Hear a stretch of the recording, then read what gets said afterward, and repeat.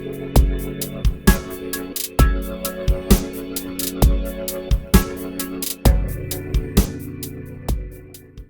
what's going on, everybody? Ron here. Raider Pete. And welcome back to the PanNerdia review of HBO's Watchmen. And today, well, we're going to be talking about episode 3, She Was Killed by Space Junk. And this episode focused on a past character from the Watchmen comic series, and a character that's coming back to the show 30 years later. And former hero. Former hero but as well. Now a FBI agent. Absolutely. And she's taking a different name. She's now taking the name Lori Blake. And who is this? Well, the Silk Spectre herself. Silk Spectre 2, that is. She's coming back in action with a little humor on her side, because her name, Lori Blake, well, that's the surname of the comedian who you guys know all about him.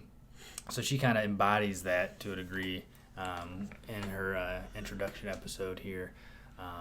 Again, titled She Was Killed by Space Junk. And is Space Junk kind of a little nod to something later in the episode? Yeah, I guess we'll get to that at the end, but yeah. So, all right. So Lori, sure. Silk Spectre, she's introduced. We end up seeing, let's see here. So the episode kind of starts off, I think, with that bank robbery, right? And that's where it started off at? Oh, yeah, the fake bank robbery. Yes. Right. So essentially there's kind of like a bank robbery going on, and a vigilante shows up who's pretty much kind of looks like Batman. I mean, he even has the deep voice and everything. He's like a tiny Batman. He's like everything is little. He's got little horns on his head and everything, and little bat ears, I guess you could call them. And Lori's there as a teller, and yeah. It turns out that customers, bankers, except for the one banker, the one teller guy probably was not in on it.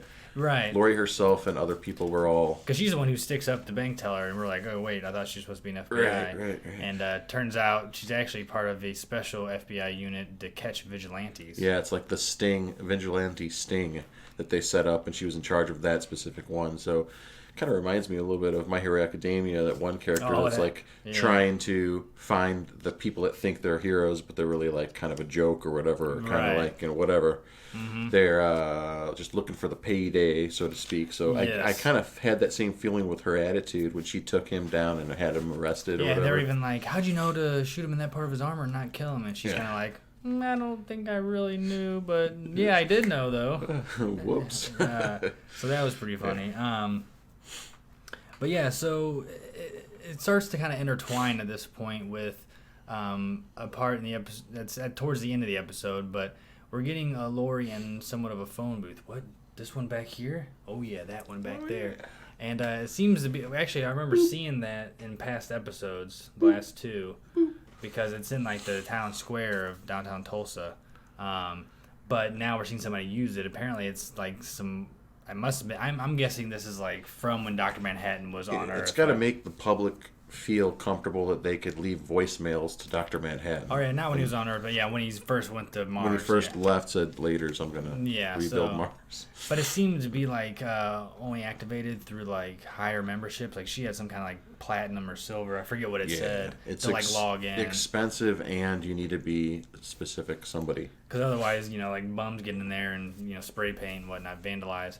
But essentially, it's a way to contact Dr. Manhattan, whether he's going to listen or not. And I wonder who gets the money. That's the question.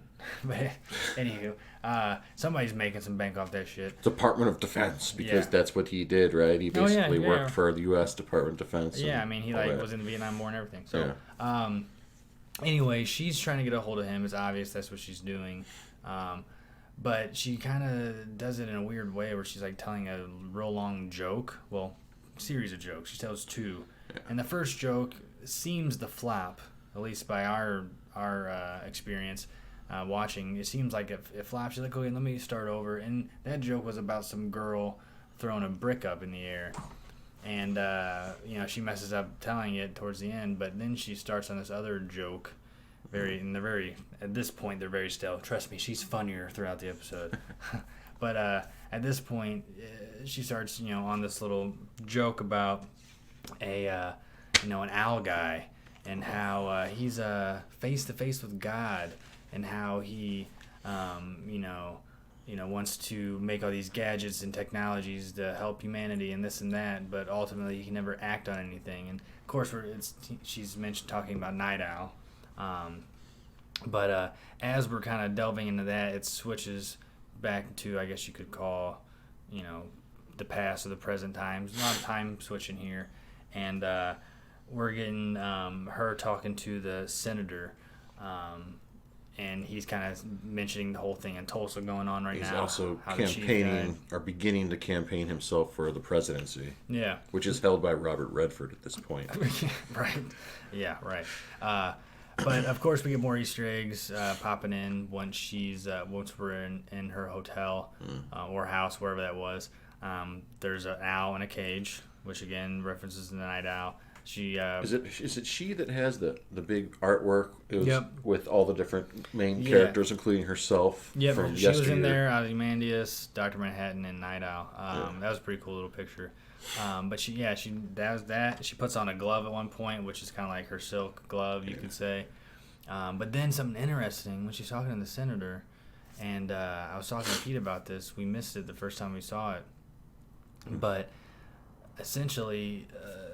The senator's kind of speaking code, I guess you could say, but he mentions something to Lori, to Lori about getting her owl out of the cage, if he becomes president, kind of thing, and that's kind of references the night owl, like is where in he prison is somewhere. Yeah, he's got to be in prison. Yeah.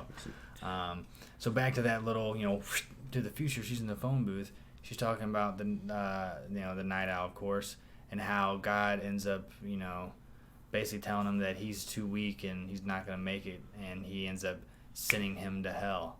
And is that a little on the nose? Is it a metaphorical that his hell is in this penitentiary somewhere, or is it just literally hell? Yeah, exactly. Let us continue.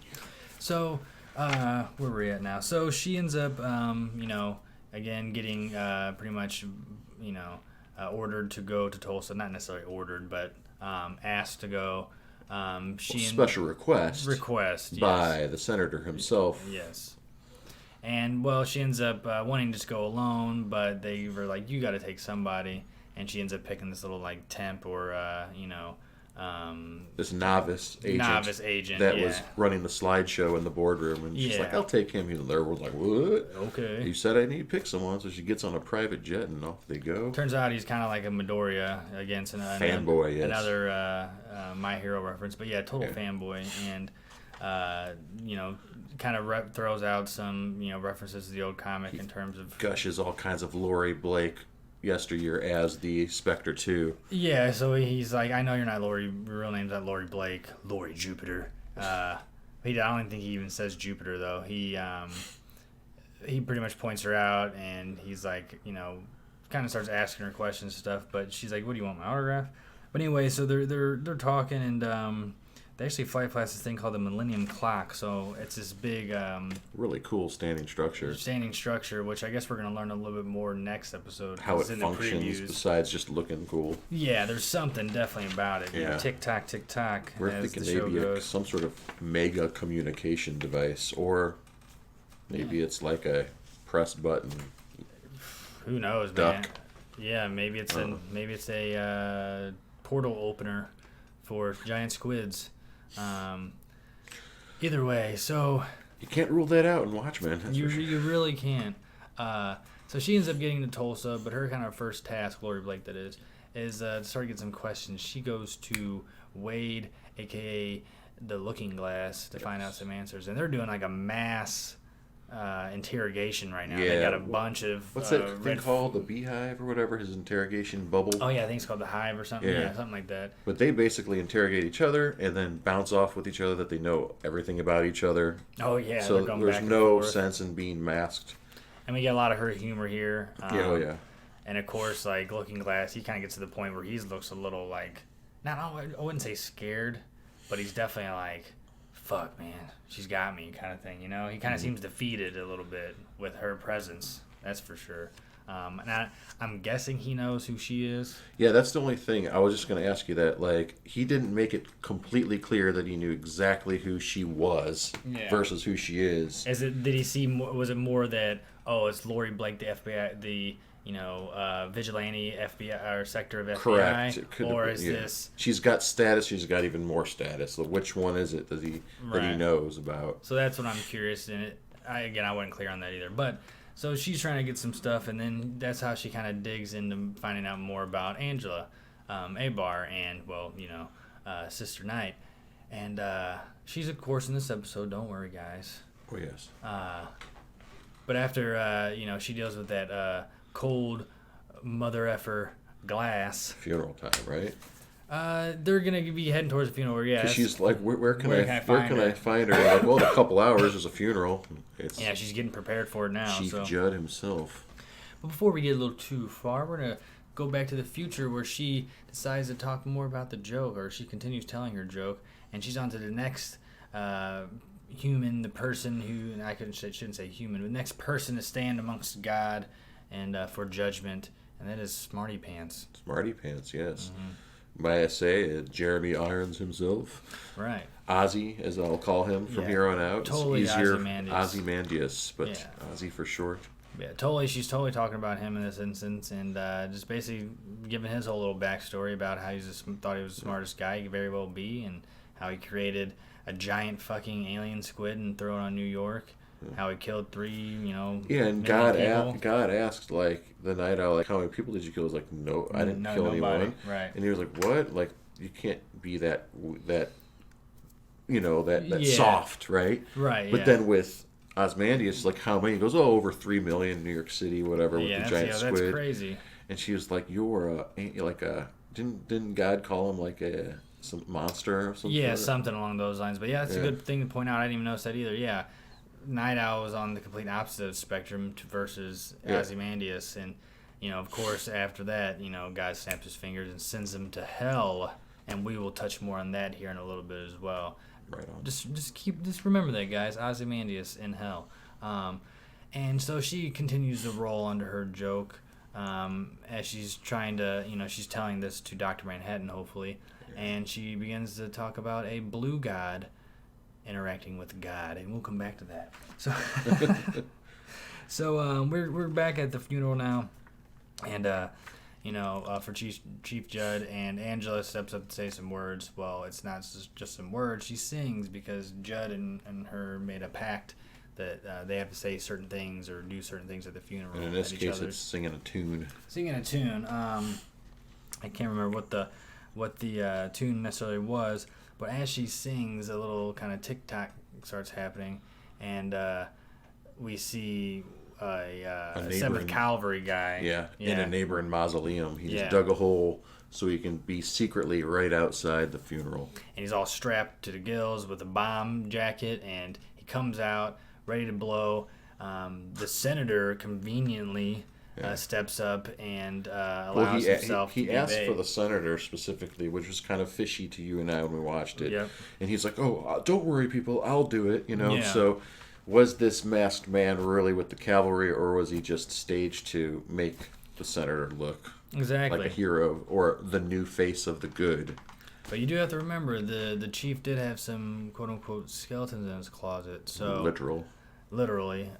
So there's that too, and there could be, we'll get to that because, the bomb suit is definitely real, and while it is about to perhaps go off because, or not, either way, Lori Blake decides to take a headshot and ding, gets it bullseye, takes out the shooter, but again, he mentioned something about it's attached to his heart.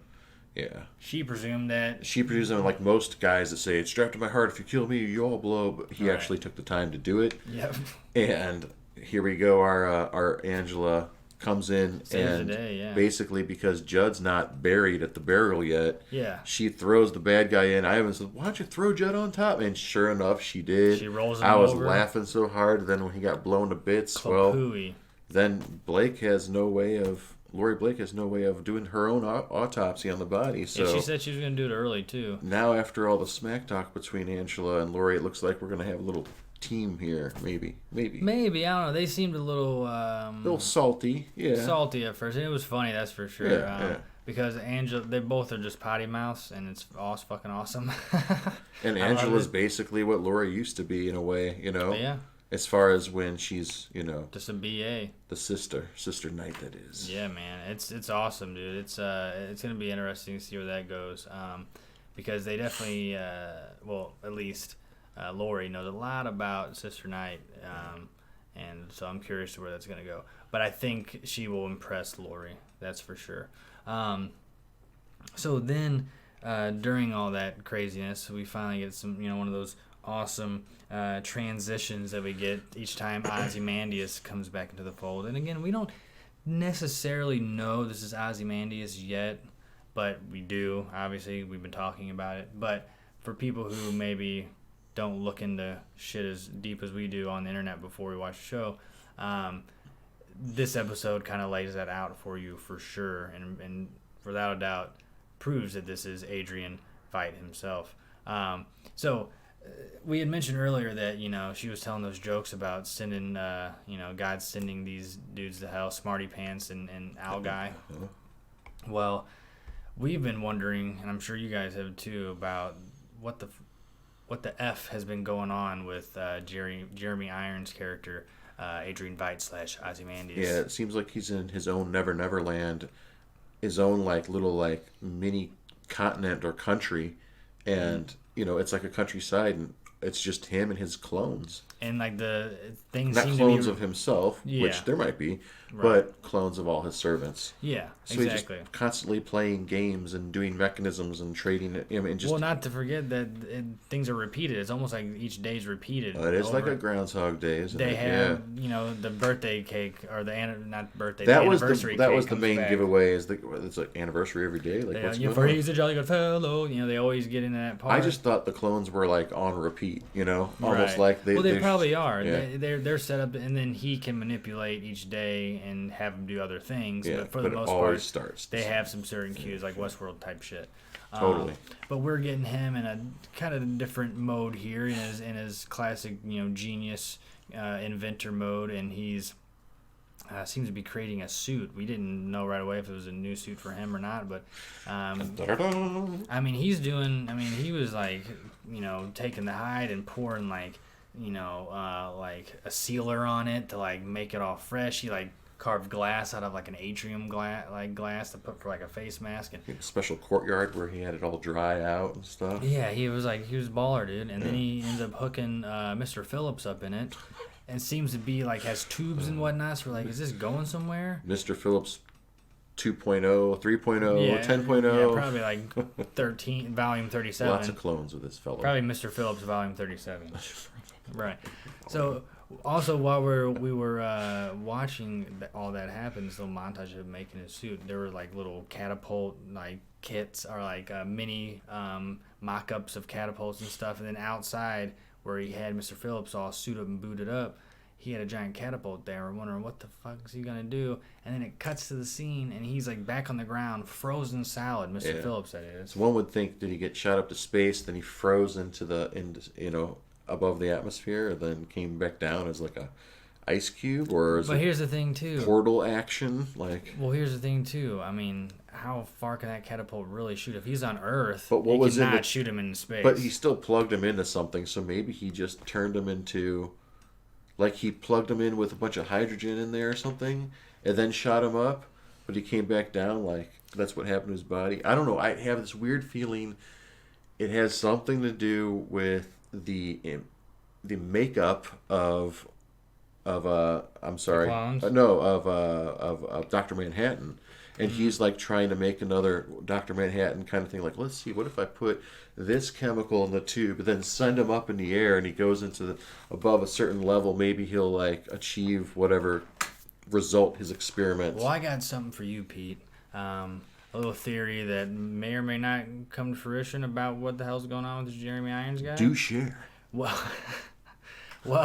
with all this bizarre shit, and of course, old, frozen Mr. Phillips the 37th, crusted and into the wind, we get, Adrian kind of freaking out. He's like, fuck, man, I got, almost what he was trying to do didn't work, and he's like, I got to do something else. He's like, I got to make a thicker suit. He's like, thicker skin that is. So he goes hunting for something else. Shoots a buffalo in the eye, and I'm like, oh, he needs like a sample of its like hide to like make the skin he's talking about. Like, was that what it is? Totally, yeah. Because there was a whole thing about buffaloes. He straight up uses an old school freaking bow to kill this thing, but gets a buffalo. But before he can get up to it, a man on a horse on a hill shoots at his feet and keeps him from it, and he goes back to his castle where, after he knocks the cake down, the cake of repetition,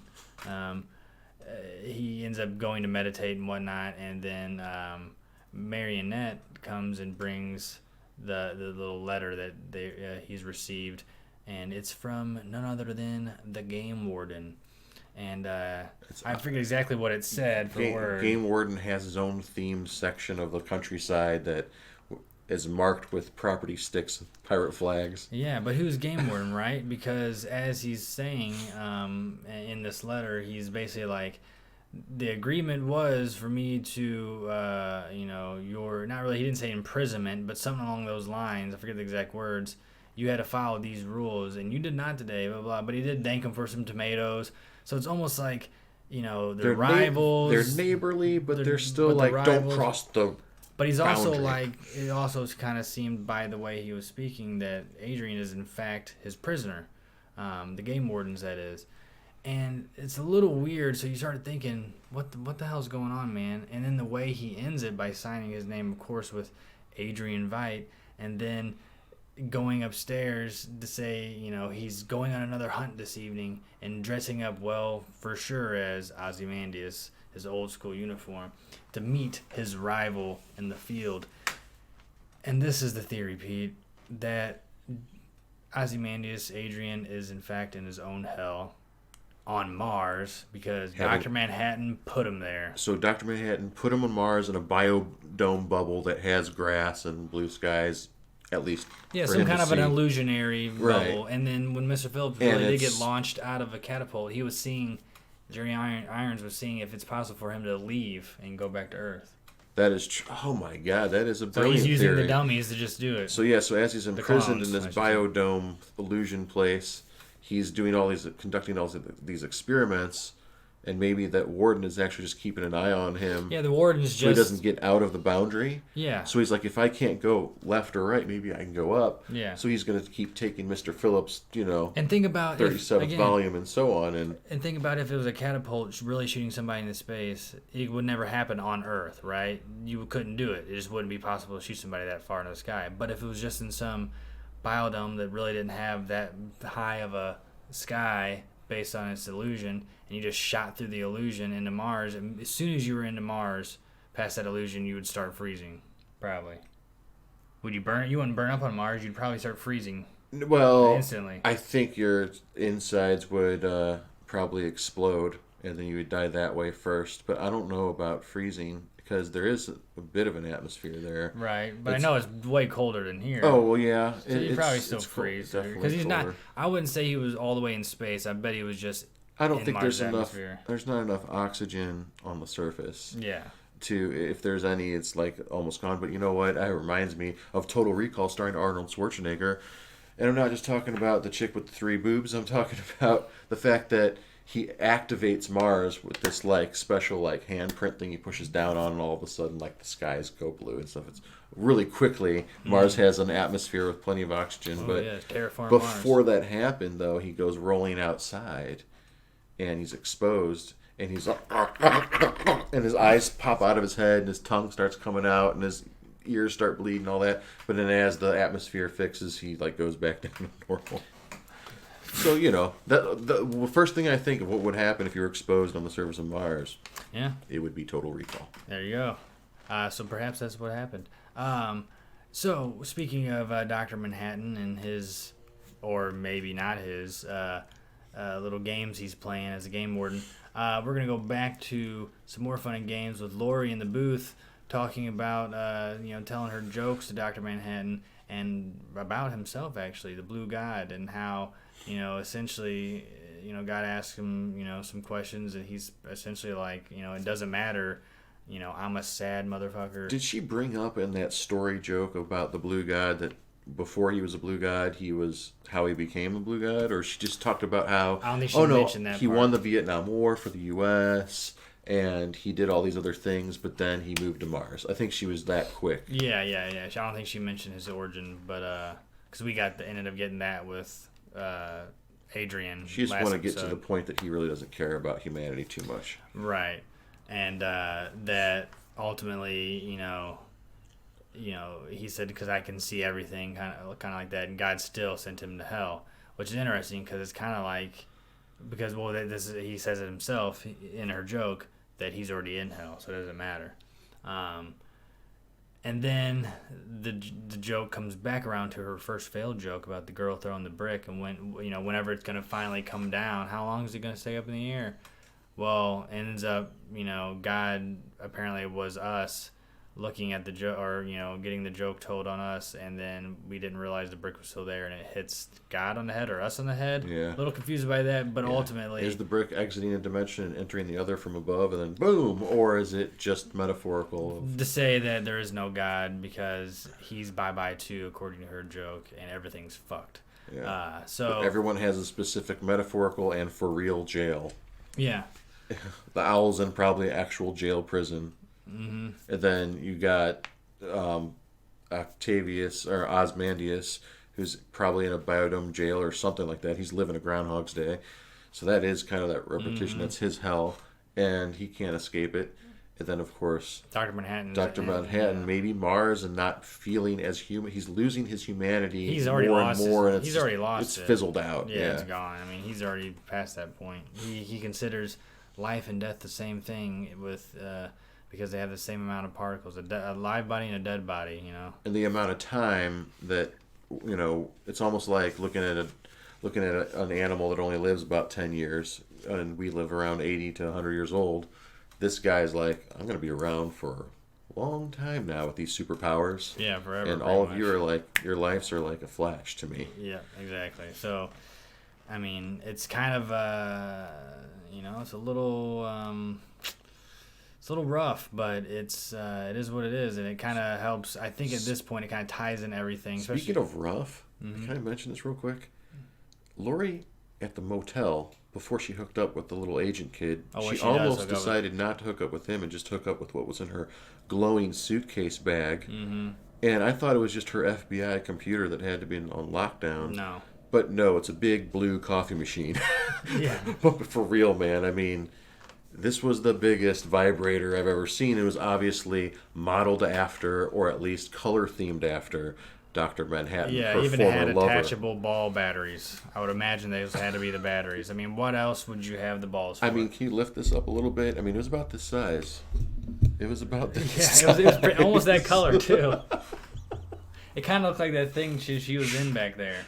Yeah, shaped like this. It was just blue and tubular and about this thick. And, yeah. It was pretty funny, and she didn't need it because old boy came to the rescue with his Zorro mask. That's right. God.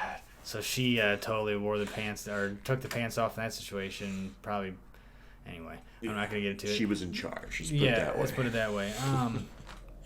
So we get that little snid bit, but as she finishes off telling her joke, because ultimately she really does miss John, aka Dr. Manhattan, because that was an ex-lover. Of course, I'm sure she misses Night Owl as well. I mean, she, even the senator, like we said earlier, he can help get her owl out of the cage. Her owl, get it? And so she's kind of, she's having a lover's quarrel. She misses her past, I would assume, but she's, She's aging, and her hero days are in the past, and she's got this dry humor, and that's about it, where her ex is up in Mars right now. Up on Mars. But as we speak about Mars, as she gets done with her transmission, and it takes about 40 seconds to reach, 40 seconds after that, she's walking out of the booth, and a car drops from the sky. Not just any car, Angela's car, the same one that old Will went up in last episode. So, but he wasn't with them in the car this time.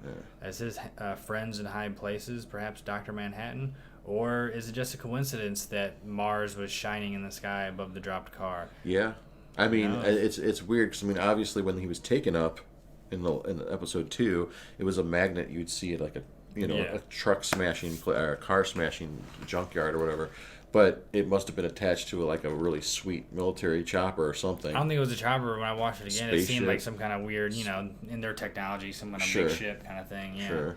So who then when knows? It came back down, it was empty. So a lot to unravel here, but I think this episode pretty much, because first episode was introducing us to the new characters. Second episode was establishing the new characters. Third episode was bringing some old characters.